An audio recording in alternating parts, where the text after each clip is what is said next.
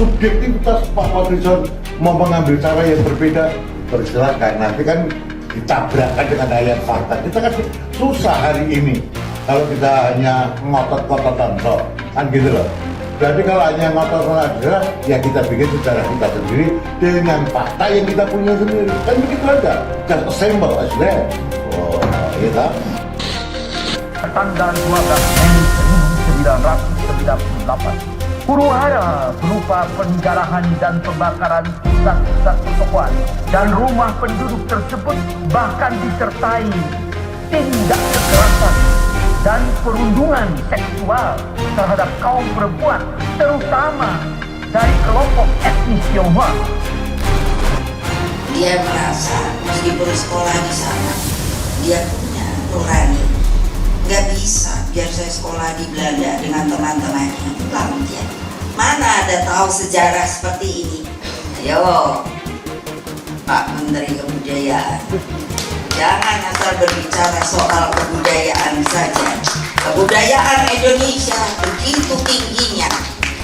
Mari kita pelajari. Kalau mau kita disebut namanya orang Indonesia, saya kagum sekali loh. Akhirnya PDIP buka suara ya terkait penulisan sejarah yang diinisiasi oleh Kementerian Kebudayaan Fadlizon. Ini sangat menarik sekali. Pada saat lalu memang terjadi pro dan kontra ya. Setidaknya dari komentar Fadlizon terkait Orde Lama itu akan dihapus.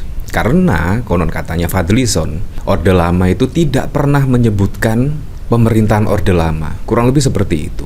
Ini kan sangat lucu sekali. Karena sejarah ya tetap sejarah. Sejarah apapun baik jelek ataupun baik itu harus ditulis. Seperti halnya terkait tragedi 98 pada saat lalu.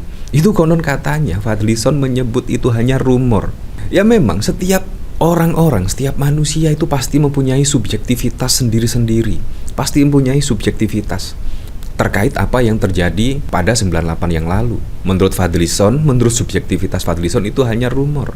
Tidak ada terkait pemerkosaan massal dan lain sebagainya. Tetapi sejarah sudah mencatat. Bahkan pada saat lalu Pak Habibie juga menyebutkan hal ini pada saat di gedung DPR MPR. Menurut saya ini juga harus ditulis. Pahit buruknya atau baik buruknya itu memang harus ditulis. Karena untuk pembelajaran pada pemerintahan-pemerintahan berikutnya, jangan sampai terjebak kepada sejarah yang kelam.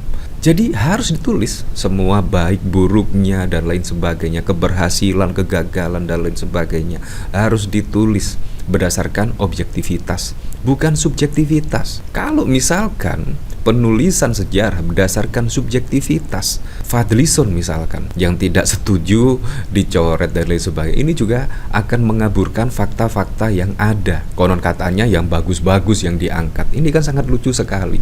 Sejarah itu seharusnya menulis yang jelek-jelek, bukan yang bagus-bagus. Karena yang bagus itu memang seharusnya dilakukan oleh pemerintahan-pemerintahan sebelumnya. Yang baik-baik memang harus dilakukan, tetapi yang buruk itulah yang harus kita catat, yang harus dicatat.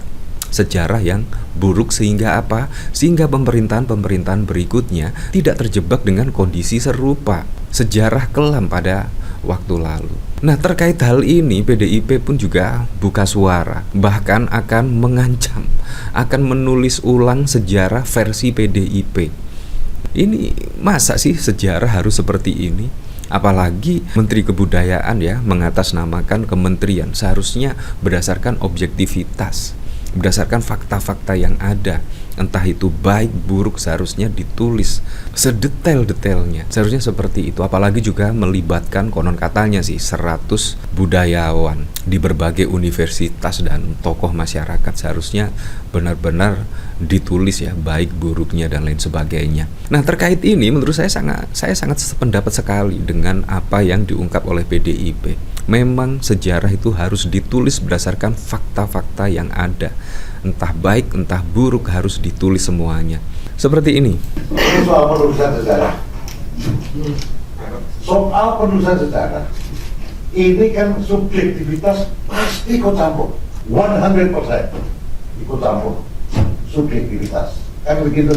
Jadi siapapun yang akan menulis pasti akan ada kontranya. terhadap penulisan sejarah ini gimana Pak Pacul yang diinisiasi oleh Pak Menteri Kebudayaan Fadlizon ini gimana sikap PDI Perjuangan?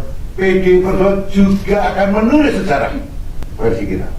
Kalau terkait dengan, mohon maaf, terkait dengan tidak ada pemerkosaan, ya silakan dibaca Pak Habibie. Waktu itu Presiden Habibie jujur Presiden. Statementnya apa? Nah, silakan dibaca. Saya nggak mau kontradiksikan lah. Sampai baca. Itu Presiden de jure. Kan begitu. Bahwa subjektivitas Pak Fadlizon mau mengambil cara yang berbeda, dipersilakan. Nanti kan ditabrakkan dengan ayat fakta. Kita kan susah hari ini kalau kita hanya ngotot-ngototan toh, kan gitu loh. Jadi kalau hanya ngotot-ngototan aja, ya kita bikin sejarah kita sendiri dengan fakta yang kita punya sendiri. Kan begitu aja. Just assemble as that. Wah, itu simpel-simpel aja. Itu clear ya, Adinda. Jadi aku nggak mau berkelahi, tetapi tabrakan fakta satu dengan fakta lain. Karena dari 10 fakta yang tidak menguntungkan dua fakta bisa dibunuh. Yang 3 fakta ini sebenarnya lemah dinaikkan karena cocok dengan subjektif penulisnya. Susah. Siapa pun susah itu nanti. Ya, seperti itulah. Ini bahkan dikomentari oleh Narkosun. PDI Perjuangan mengkritik pernyataan Menteri Kebudayaan Fadlizon yang mengatakan bahwa tak ada bukti kasus pemerkosaan pada kerusuhan Mei 98. Ketua DPP Komandan Korea mengingatkan agar mendengarkan pernyataan Presiden ketiga Habibie selaku Presiden de jure saat itu. Kenapa para Menteri Prabowo sekarang sering blunder dan bikin gaduh ya? Iya, Menteri-Menteri Pak Prabowo sangat bikin gaduh sekali. Padahal Pak Prabowo sudah mewanti-wanti setidaknya para Menteri-Menteri itu jangan membuat kegaduhan. Bayangkan sangat banyak sekali isu-isu saat ini. Mulai 40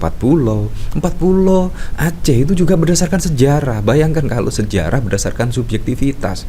Ini kan sangat tidak menguntungkan sama sekali. Makanya sejarah itu sangat penting sekali, terlebih ketika ada 40 yang pada saat lalu di Aceh, diklaim Aceh dan saat ini tiba-tiba masuk ke Sumut.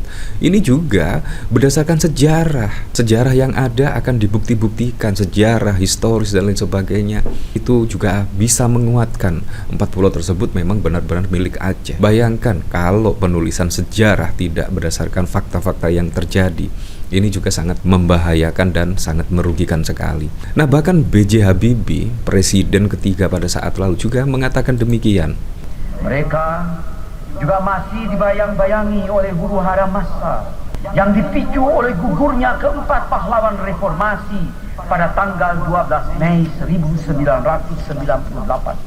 Huru-hara berupa penjarahan dan pembakaran pusat-pusat pertokoan dan rumah penduduk tersebut bahkan disertai tindak kekerasan dan perundungan seksual terhadap kaum perempuan, terutama dari kelompok etnis Tionghoa. Seluruh rangkaian tindakan tidak bertanggung jawab tersebut sangat memalukan dan telah mencoreng muka kita sendiri. Sebagai bangsa yang berakhlak dan bermoral tinggi, sebagai bangsa yang berbudaya dan beragama, kita mengutuk perbuatan biadab. Nah, seperti itulah. Bahkan kalau kita lihat dari pidato B.J. Habibie, menurut saya sudah jelas sekali. Nah, menurut saya sangat keren juga sih kalau PDIP juga akan menantang Fadlizon. Ya, PDIP akan menulis ulang sejarah versi PDIP. Nah, kita juga butuh fakta-fakta yang ada. Seharusnya selaku Kementerian Kebudayaan itu harus berdasarkan objektivitas, bukan asumsi, bukan menerka-nerka dan lain sebagainya, berdasarkan fakta-fakta yang ada. Kalau misalkan belum membaca sejarah, ya silakan belajar dulu lah tentang sejarah. Konon katanya Fadlizon itu adalah pernah terlibat dalam reformasi 98 ya, mahasiswa. Seharusnya juga tahu betul lah terkait sejarah ini. Jangan malah dikaburkan dan lain sebagainya. Nah, bahkan juga banyak kecaman terhadap Fadlizon pada saat lalu. Bahkan Fadlizon sampai mengklarifikasi terkait rumor, terkait apa yang terjadi pada 98. Konon katanya Fadlizon itu hanya rumor belaka. Otomatis lah banyak yang kecewa, banyak yang marah terhadap statement dari Fadlizon. Bahkan pada saat lalu juga Ibu Megawati di depan Fadlizon juga sentil rencana penulisan ulang sejarah. Bahkan banyak yang tidak ditulis, padahal itu fakta loh. Otomatis lah PDIP juga marah dan juga akan menulis ulang berdasarkan objektivitas dari di PDIP. Seharusnya semua yang baik, yang jelek juga seharusnya semua sama, ditulis semuanya, sedetail-detailnya. Apalagi juga mengatasnamakan Kementerian Kebudayaan. Ya, untuk selebihnya kita kembalikan lagi ke masyarakat menilainya seperti apa.